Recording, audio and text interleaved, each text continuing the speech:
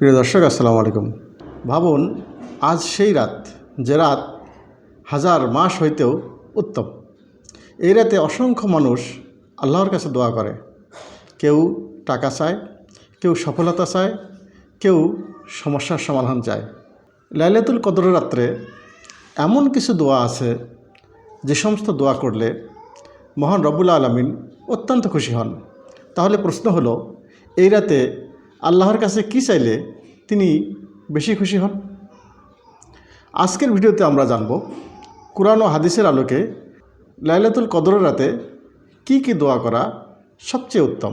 লাইলাতুল কদর এমন একটি রাত্র যা আল্লাহ কোরআনে বিশেষভাবে উল্লেখ করেছেন। মহান রব্বুল আলামিন বলেন, লাইলাতুল কদরে খায়রুম মিন আলফি শাহর, অর্থাৎ লাইলাতুল কদর হচ্ছে হাজার মাসের চেয়েও উত্তম।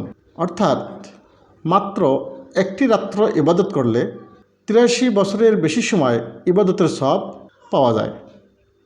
এই রাতে ফেরেশতাগণ পৃথিবীতে নেমে আসে এবং আল্লাহর রহমত চারিদিকে ছড়িয়ে পড়ে। তাই এই রাত হলো দোয়া কবুলের সবচেয়ে সুবর্ণ সুযোগ। যে সমস্ত জিনিস এই রাত্রে মহান রব্বুল আলামিনের নিকট চাইলে তিনি বেশি খুশি হন, তার মধ্যে ফার্স্ট অফ অল নাম্বার 1 হচ্ছে আল্লাহর ক্ষমা।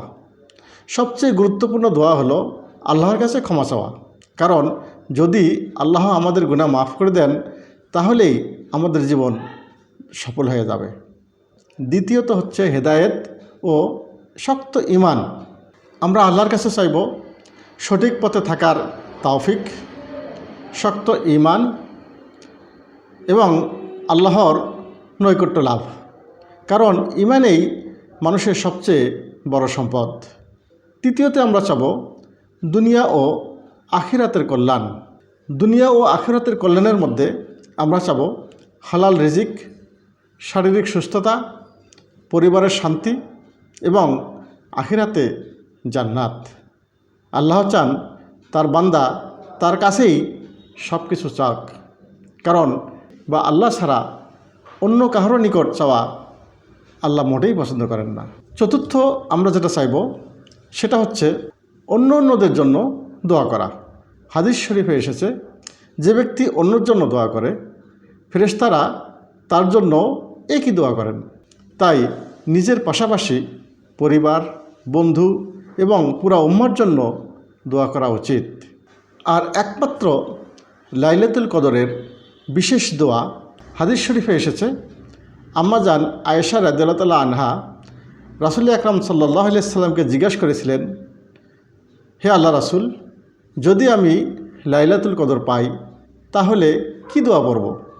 তখন রাসূল সাল্লাল্লাহু আলাইহি সাল্লাম তাকে শিখিয়ে দিয়েছিলেন, যদি তুমি লাইলাতুল কদর পাও তুমি পড়বে আল্লাহুম্মা ইন্নাকা আফুউন তুহিব্বুল আফওয়া ফাআফু আন্নি, যার অর্থ হচ্ছে, হে আল্লাহ, আপনি অত্যন্ত ক্ষমাশীল, ক্ষমা করতে ভালোবাসেন, তাই আমাকে ক্ষমা করে দিন।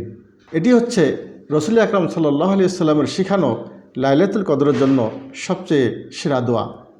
শেষ কথা বন্ধুরা, লাইলাতুল কদর এমন একটি রাত্রি যা কিনা বছরে মাত্র একবারই আসে, কিন্তু আমরা জানি না আমাদের জীবনে আর কয়টা রমজান পাবো বা কয়টা লাইলাতুল কদর পাবো। তাই এই রাতগুলো ঘুমিয়ে সময় নষ্ট না করে আল্লাহর কাছে মন খুলে দোয়া করুন। হয়তো এই রাতেই মহান রব্বুল আলামিন আমাদের সমস্ত দোয়াগুলো কবুল করবেন।